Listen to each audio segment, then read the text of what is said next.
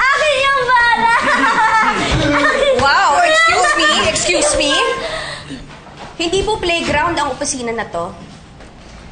Ano po yun, Tita Helga?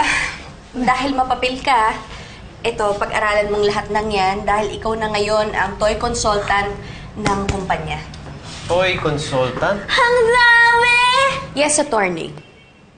Toy design consultant ang binigay ko na posisyon kay Tinay. At sana din, wag na kayo magreklamo. Because honestly, she's not qualified for any position. Pero Helga, alam mong may karapatan si Tinay sa kumpanyan to. Kaya nga sa may opisina, di ba? Okay na yung karapatan nyo. Alam nyo, karapatan din lang naman ang pinag-uusapan. Gusto kong malinaw sa lahat, sa inyo, lalo na kay Helga, na wala kang karapatang saktan ni hawakan ng apo ko. Akala niyo ba hindi namin alam ang mga ginagawa niyo sa apo ko? Naku, subukan niyo magkamali. Is that a threat, Aling Annie? Kasi gusto kong malaman nyo na hindi ako natatakot. At pumapatol ho ako sa matatanda. Bastos ka talaga.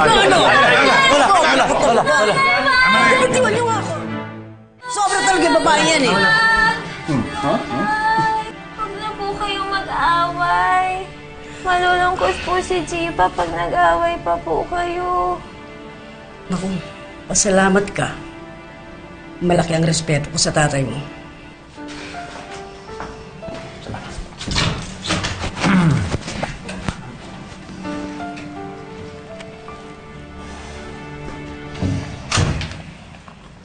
Okay ka lang?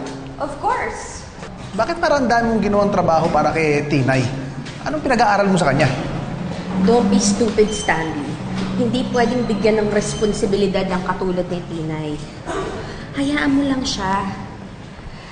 Tatakbo ang kumpanya with or without the position I gave her. Sabi ko na nga ba eh.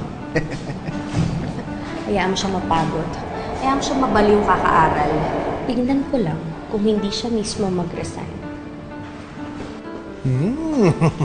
I like it.